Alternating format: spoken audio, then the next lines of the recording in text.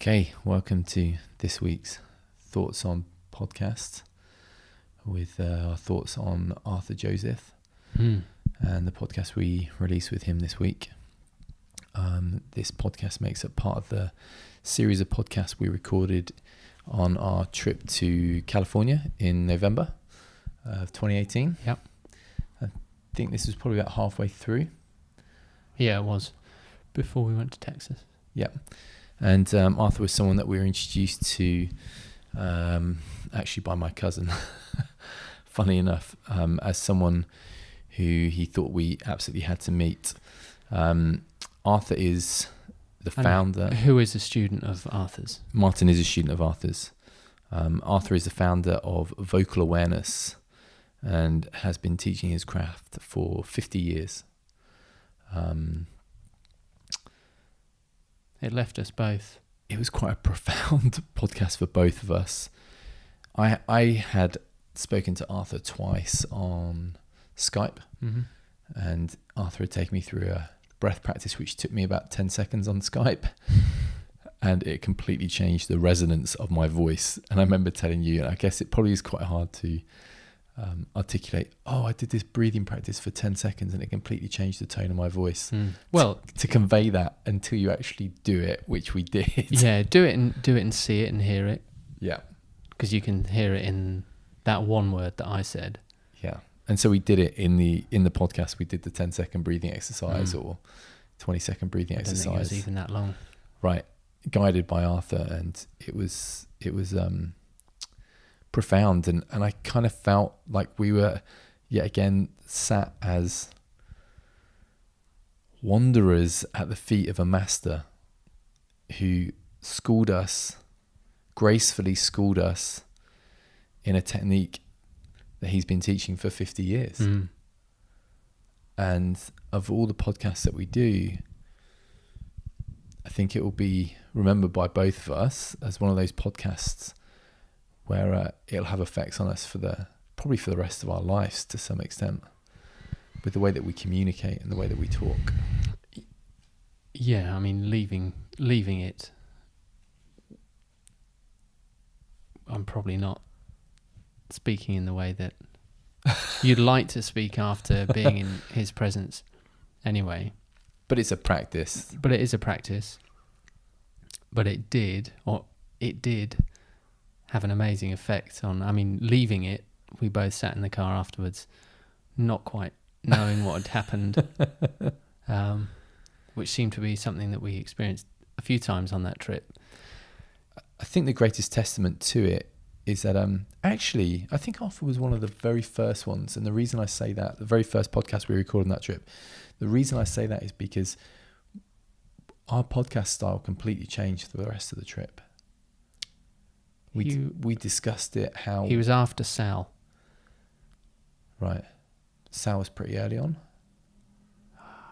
Can't remember. Anyway, the way that we were talking to people, the way that we were having conversations, discussions.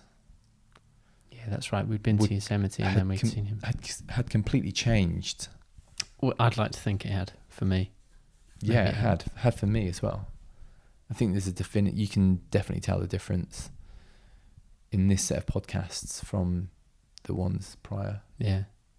And it just went to show how important voice is and communication in general, or being able to express ourselves, and how everything's been rushed or sped up.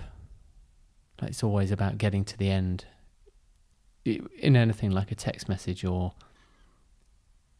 a fitness class. So all of these expressions, no one wants to go through the process of learning and honing and really dialing into the message that you want to give to someone.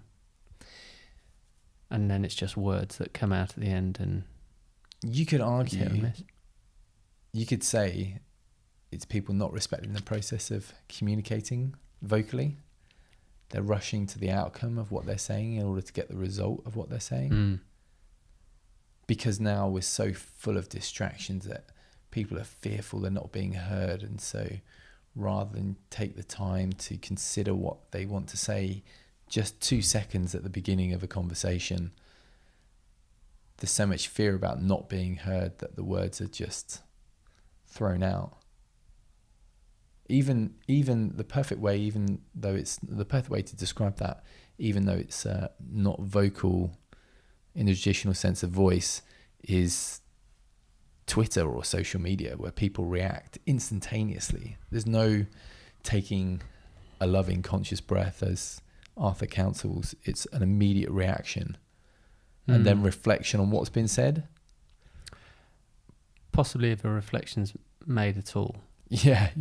I think it's just so easy to communicate. I don't even think it is so easy to bang out a reply with your thumbs, which seem to be disconnected from your brain at the time you're doing it. And when you try and connect the two, text messages just become long. Yeah. Rather than pressing call. Like, no one really presses call, and if you did press call, you'd be speaking to that person, and you could hear that they were upset, or you could gauge so much more, and then you can start to have a dialogue with them. And Arthur does say about how discourse, we've lost the art of discourse. Let me find it, because it was more. We're losing the art of public discourse, of eye contact. We're controlling emotion and the flow of information, but in real communication we talk, and sound is expressed emotion. That last bit's probably not so relevant, but it's so controlled, isn't it? It's either not controlled in any way, or it's so controlled it's very hard to understand what someone's saying. Yeah. It talks to... And what I found really interesting were Arthur's going all the way back to the root source of words and what they actually mean, and how we've misunderstood or reinterpreted words to almost mean the opposite of what the root source of the word means. Like he used performance. We've been fed a bill of goods that performance is inauthentic and presenting is being real, but in fact it's quite the opposite. When we are presenting, we are in fact seeking approval, and there is an implied artificiality because I'm trying to get you to like what I'm saying. How contrived and manipulative is that? Yeah. Yet presentation is almost the bullshit, and actually you want a performance is you. Maybe it's when you're performing, say in sport, that is you on the day. That's really honest of you. If a sprinter was presenting themselves in a 100-meter race, they probably wouldn't finish. They would do all the things, they would posture around, they would stretch and look the part, but actually it's the performance that matters, and that is from the gun going off to the finish line. Yeah. There's nowhere to... That's you in that moment. Yeah. So when you're performing, you are being real. There's no other... But we think of it as performing is an act that you put on to be something you're not, whereas actually... And it made me think today how important performance is. Right.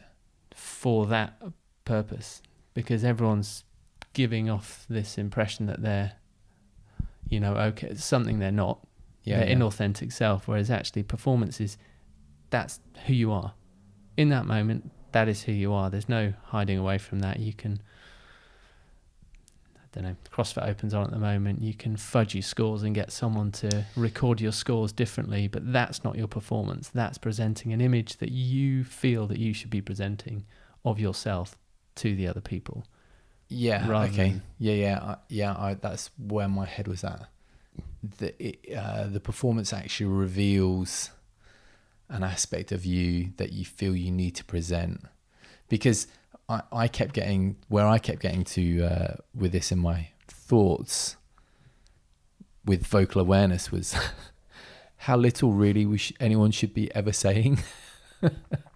How much fluff is kind of added into conversations, how much inauthenticity or inauthentic words are added into a conversation. And so when someone's presenting something, it's their true self because they feel they need to present it. It's almost an opportunity to recognize that they need to pull back when they're presenting. Yeah. So they're not being true to themselves. Yeah. Yeah. Yeah. Does that make sense? Yes. Yeah. I mean, like if you're talking bullshit and you're feeling the need to have to, big up your story and tell a bunch of lies around it, you're presenting, something of yourself where you're uncomfortable with not being who you think you should be. Yeah. It's a glaring opportunity to realize that that's something that you need to work on. Also made me think today that how important it is to enter competitions, and that's something that we've kind of opposed in a way. Explain more. Because I don't want to be judged against anyone else, don't want this, don't want that. So do you get the best out of yourself? Do you remember the conversation we had with Yami? Yeah, that's what I was thinking. That competition's the greatest opportunity to express your self. And the greatest opportunity to grow. Yeah. And I think it's certainly been playing on my mind. Whatever competition is, but if it is an authentic representation of who you are at that point in time, because Laird Hamilton, famously never competed. Yet it's very much he's with that big wave. It's not necessarily competing he's getting judged for it on the world surf comps, but it's a performance there, right there. There's a consequence of bravado, and I think Jamie Wheel, for me that links into Jamie Wheel saying just because you buy a bodyboard doesn't make you a Hawaiian waterman. Yeah, that would be presenting an image of yourself. Yeah, that's not true. Yeah, and actually, the Hawaiian watermen have done it all. They've seen it. They are, their competition. But how important it is to put yourself into a vulnerable place, which is actually an amazing place that you are. This is me on that day. It's even made me want to go and do park run again. And things like that, and actually run for a time, but not for a time, but just to go, this is where I am. Mm-hmm. And then it's really true rather than going, I ran once. It's really good. Which so many people have said and do say, and I'm sure, I'm equally culpable of that. But it just reminded me the importance of when you understand the root source of a word like performance or present, it kind of makes a lot of things make sense rather than going, don't want to perform, that's a show, that's an act. It's not, it's just where you are. Maybe it's the most honest form of gauging where you are. Yeah. And some days it won't work, but some days you're not where you were when you were there. Yeah. That's my view. Well, another area that really stood out for me, Arthur talked of the two greatest fears in life are of abandonment and ownership of my power, which I guess we've come across in some form or other with other people, but hearing it put out like that was quite enlightening. Yeah. Whenever I hear something like that, it reminds me of the Zach Bush podcast with Rich Roll, where he said that everyone's just walking around desperately alone. Yeah. Yeah, we obviously live in a really lonely culture, which I think unfortunately probably promotes the inauthenticity of presenting yourself as not being lonely. Of the two areas there that stand out for me most is ownership of my power, where people don't actually fully commit to what it is that they do. they do like a second-rate version, or there's an excuse not to do it. Then they don't commit authentically to what it is that they want to do because it doesn't buy into.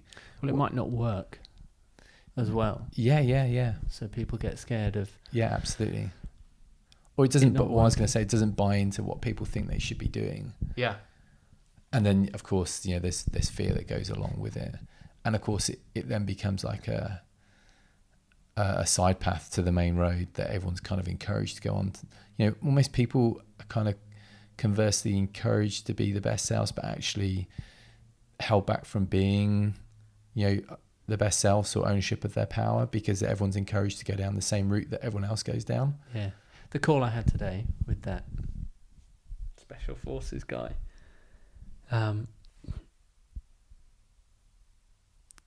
don't think many people are actually trying to get to be their best selves, because the ones that are, they don't talk about it. They're just doing it. It's like, it made me chuckle. Arthur's Instagram account, he's got like, I don't know, the last time he posted was sort of in 2015. Yeah. He doesn't need it. Yes. He doesn't need that validation because people seek him out. And it's not like the people that are seeking him out aren't. I mean, they're the best of the best. Yeah. Who was it recently that was saying, it was Charlie Dark. He was saying this very week, actually, just go off and do what it is that you do. Over the period of time, you'll become great at what you do, and people will seek out your services. Yeah. And it's true with all these masters. You mentioned Laird Hamilton earlier on. He just kind of went off and did what he did. Ron Kauk, who's the podcast came up, they've all done that. He just did what he did. But then it is complete devotion to mastery. Your time is not distracted by trying to tell everyone how good you are. You're just getting on with what it is you are. And that kind of goes back to what I was saying about, makes me kind of just not want to say anything or do anything other than what we do or what I do, or be like fully focused on what you do. Like surely the purpose is not to gain notoriety for what you do. The purpose is just to do what you do, and let notoriety will just come along with it. Yeah. If that, it will, but it's well, it does as a byproduct, and that's I guess that's the presenting and the performing. Yeah. If you're presenting a version of yourself wanting notoriety, it comes and goes quickly. But when you are, I always use Usain Bolt. He's super fast. He's not having to put that on. The gun goes off. He can't help but run quickly between that line and that line. Yeah. And it's almost like, maybe one day I want to run slow, but I can't. The gun goes off. I run really fast in between those two things. Funny you say that, because a photographer friend of mine said that he is unable to just run slowly across a photo studio. Like, he kind of like runs really quick across the photo studio. Like, that's what he does. Yeah. Well, yeah. I mean, and he should do, because he's the fastest man in the over a short distance. Over a short distance. But I think we're so wrapped up, all of these things, and maybe, that's never been our purpose in a way, or maybe it has been while we've seen these people. They all say something that's so simple. It's like, what you want to do, bugger off, go and do it. Don't talk about it. Mm-hmm. Turn up every day, even when you don't want to. Yeah. And not necessarily grind it out, but just turn up, be present. It's how it is on the day. And I can't remember the quote, Tony Molina, or the motto of the Marine Recons. It was like, yesterday was yesterday, basically get on with it today kind of thing. Yeah. And that seems to be how it is. And there just seems to be a great level of respect amongst those people. Yeah. And they don't need to use too many words. The really good example at the moment is Alex Honnold with Free Solo. That guy is clearly going to free solo the nose on free rider on El Cap, regardless of whether anyone's filming him or whether anyone knew about it. He's just going to do it. People, those type of people do it. Yeah, well, I think you do. And God, That's like the final step of mastery, isn't it? Just going to do it. The ultimate challenge. Like he's prepped his whole life for that. It's kind of the ultimate expression of what he does. I think it's the ultimate expression. Maybe it's, I mean, he did it, so it wasn't a challenge. It was just a process of. Yeah. The outcome was. He almost was never not going to do it. Yeah.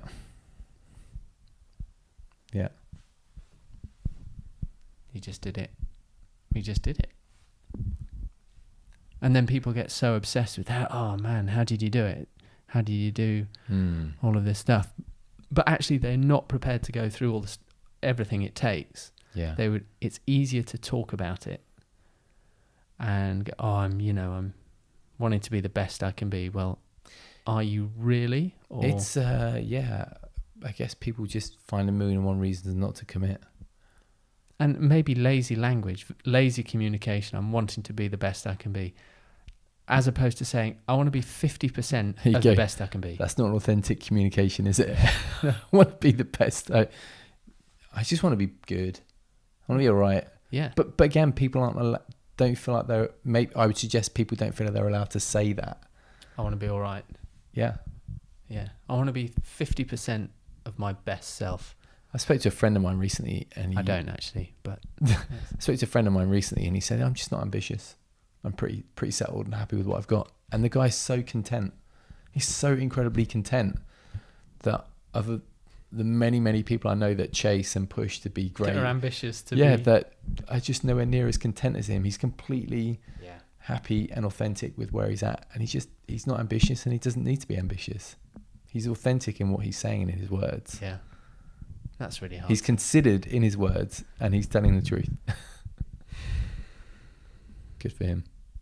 Yeah, great. I mean, I think that about a lot of people that we've met.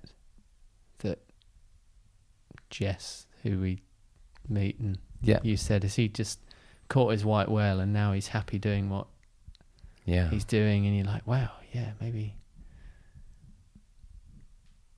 And clearly we're not there yet, because we go, no, but there must be more to do. But maybe, I mean, ultimately we're doing what we love to do. We're still figuring a bunch of stuff out. The process. Committed to the process. I think that's all one can really do, is commit to the process, and along the way you kind of come up for air and you look around and you realise that you're a master. Do masters ever look at themselves as masters? No, and I say it in a manner that's not kind of, they're looking for the outcome. Oh, I come up for, am I a master? Yeah, am I a master? They just kind of look up and like, oh, I'm a master. But also in that moment, there's the recognition that they are, but there's also the recognition that it doesn't really mean anything to them, because they'll be forever students of their process. The achievements become more and more subtle at the higher ends of mastery, but they're still there, but you only appreciate the subtleties and the small steps when you are a master. You can't see them as a beginner. Yeah. Because most people don't get past the plateau mark, do they? There's that huge incline in growth right at the beginning, and then you plateau for a period of time where you do everything you can, but you can't actually get past it. Yeah. But it's only the perseverance, the dedication, the turning up, the commitment to the process that gets you that next step up. Yeah. And then, again, you start to climb up. Which seemingly... But on a much more gentle incline. Yeah, like microscopic. Yeah, and that's what I mean, those subtle... Yeah, I had that conversation with Rich today, talking about jiu-jitsu, and he said that... Can you actually say his name? I can't say his name. That might not even be his name. We were talking about jiu-jitsu and where he trains, and there's a guy there are a bunch of black belts, and this guy is like 3 times, I don't know, like world champion or something, like comes from not the big dynasty of the Gracies, but a little family that are very good. And he said the difference between him and the black belts is just, it's almost like he doesn't even need a belt. It's just like, okay, cool. He's just so grooved in everything that he does. But he's a black belt. But no one sees him as a black belt. It's like he's Victor. It's the archetypal or the archetype hero in movies, whether that's and generally it seems to be the old karate master guy that kind of lives off in the middle of nowhere that no one knows, and he really reluctantly accepts a student, and he'll really test you to see if you've actually got it to be the student, and then he'll commit to being your teacher.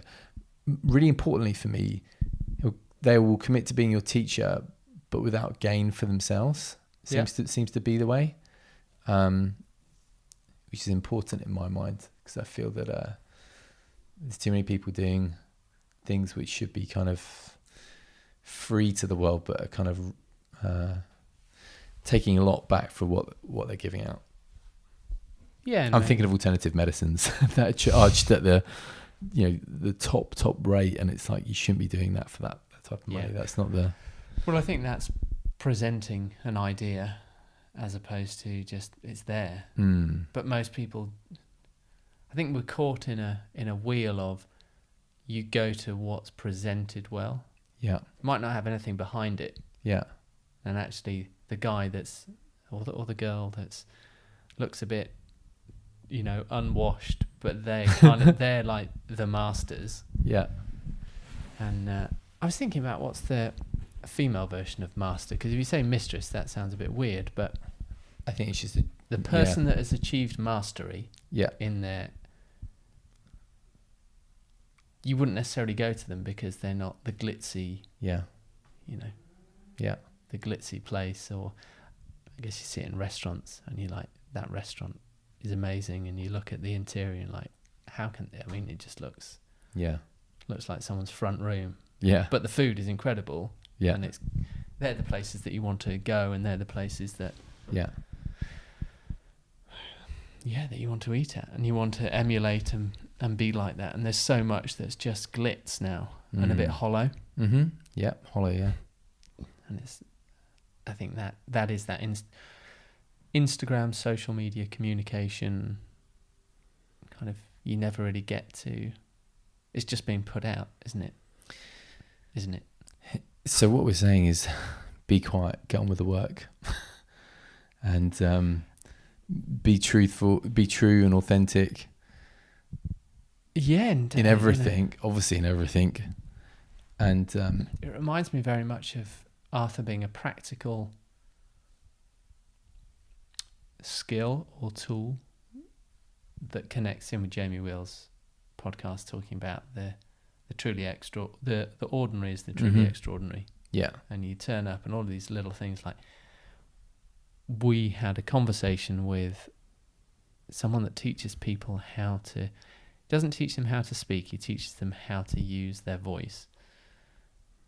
And how to connect with the self. And how to connect. And maybe as a result, they connect with themselves, or you connect with yourself, and then you can use your voice. It just sounds like, well, I can talk. Yeah. And but you know what? There is, all masters have a barrier, like we were just saying, right? And you can say, but I can talk, I can communicate, I can speak on my phone, I can speak to camera when I'm doing the social media. And that's great, everyone can do. But if you're a real student, then you'll recognize that you don't know what you don't know, and you'll seek out these masters to learn these crafts. And why do these masters not need to, why don't they need to advertise their craft to the world? Because it's not relevant for the world. It's only relevant for a small set of people that are willing and dedicated to that craft, to mastery, to bettering themselves. Yeah, what's come to my mind as you said that is anyone can speak to camera, anyone can speak, but in yourself whether what you've said is A, what you want to say, and B, the way you've wanted to say it. Yeah. And then the choice is, do I want to do something about that to improve it? And by improve, I mean to say actually what it is that I want to say, to have the effect that I want to have. Or do I choose not to because that's too much like hard work? Because there are times when we don't speak that much on social media. It took us 2 years to even think we could do what we're doing now. And even then, sometimes it feels incredibly awkward. Yeah. Because, should I be sounding more intellectual than, we must put out we must present this version of ourselves to the world. And I think the way that we've done podcasts is really just to sit there, because who are we to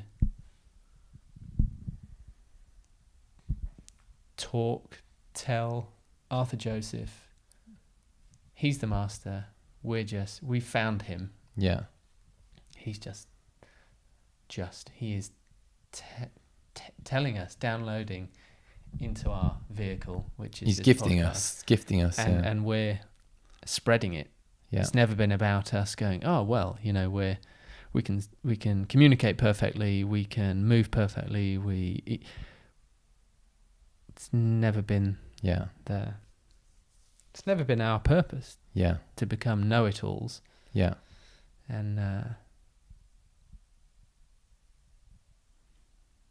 I think people get lost in that. They want to sing it a lot with breath work at the moment. People are jumping on it, and then you ask them a question and they don't have an answer for it.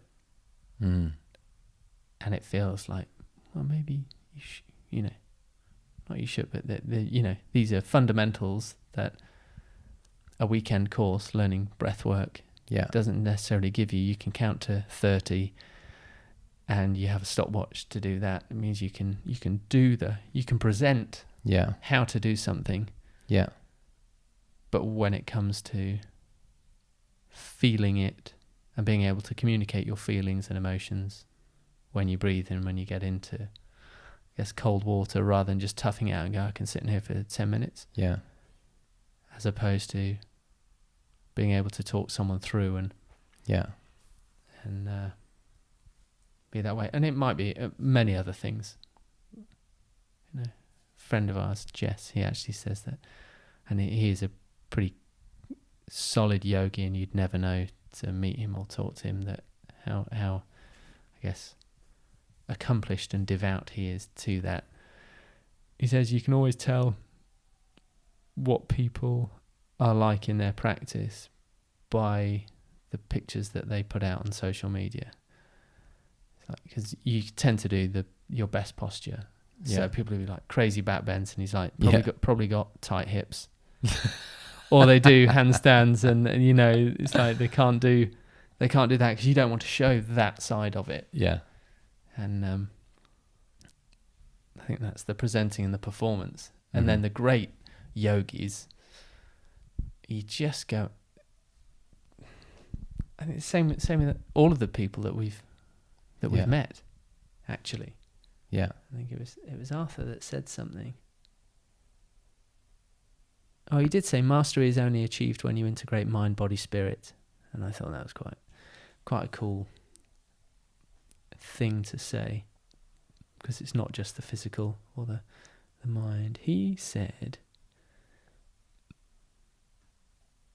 that weMove explores mastery with everyone we talk to. And I never realised that. And I don't know if he'd listened to anything, all the stuff we'd done, but he very succinctly felt it and communicated it. And it's like, we'll take that, because we haven't. We'll have that. We'll have that because we haven't been able to say that. And I think that's exploring mastery. I think you can explore it, and that feels like a really honest way of. There's no end to it. Yeah. You can just explore it. It's like, wow, that was tough. Yeah. didn't enjoy it in there, but you've explored it, and maybe you'll go back to it. And I don't think it's about, maybe you set off with the idea of I'm going to become a master at something, then you never do. But if you go out there and explore it and keep turning back, or keep turning up the next day and being inquisitive and just being present, then that's how mastery presents itself. Yeah. Again, the process. Yeah. And that's what I mean. Do masters just kind of every so often come up for air and look around and then kind of realise that they are what other people would term or call them as masters, but maybe they wouldn't even call themselves that. You know, they're just completely committed to the process. Because once you become a master termed by everyone else a master, maybe then you realise how far away you are from being a master. Yeah. Then it gets really... It's like a pyramid system, isn't it? confusing. Yeah. With it all. But I think it was the right podcast, the right conversation for us, because it had nothing to do with incredible where conversation. we were going and looking for, and yet gave us everything to take forward. Because it presented this idea of mastery in a totally different way, in something that everyone has, or everyone can communicate in some shape or form. And then I'm sure there's so much left to take and learn from that podcast, as with these couple of podcasts that we've been doing. I think it's a great start, and Arthur's, his clients are, very good at what they do, and that comes with and he can then receive the relevant level of recompense for it. However, I think the knowledge in that podcast was there are some really easy to digest parts of it. Stature, the conscious loving breath, the disrupting, the self-reflection before you just jump in and give a reply. Yeah. All things that don't cost anything. And just, you realise you can expand time rather than the necessary feeling to fill a space or rush. And he said something great about space in speaking, which I think is lovely. And he likened it to songs, but space has value, and that's what we often forget. A song without a rest is not the same piece of music, and space also creates thinking time. And you notice that with the masters, they seem to be able to expand time. Everything's considered. And they have such dexterity with their craft that they can you don't mind waiting for an extra second, because really a second's nothing. But if you're speaking that, it feels like, but that felt like a long time, that silence, and really it's not. I thought it's phenomenal. And we have another thoughts on from Martin, actually, who introduced us to Arthur, because he's worked with him and he's a very accomplished executive and mountaineer. And really looking forward to hearing what he has to say, because it ties in very much from someone that has followed the process with Arthur and had some astonishing results. And I know a few of the stories, but I won't kind of mention it because I don't want to take any value away from that podcast. But I'm very much looking forward to putting that one out. And I think just a big thank you to Arthur, really. Massive and thank also you to Martin. And to Martin. Yeah, absolutely. It was just amazing and great to listen back to. Even after a few months, I'm sure it'll be for many more to come. So thanks everybody for listening to us be as concise and considered in what we're trying to say as we can. Follow us on Instagram if you don't already. Also, we're using Instagram to have conversations about the podcast. So if you want us to give a bit more information or our perspective on something, send us a message, and that's easy for us to get back. You might actually get a voice memo instead of just typing, which sounds good. We've been doing a bit more of. But yeah, and that's also something that we've noticed. People that we've been hanging out with, there's not so much texting, and that we've gone back to this old school way of communicating, which is a voice memo. Yeah. Which just seems really, really bizarre. But maybe we're craving this. Yeah. Communication. Human connection, human communication. Yeah. And yeah, try it with other people. Totally bamboozles them. My sister still replies back in text, but I quite like it. It's good. So anyway, thank you. And until next week. Nice one.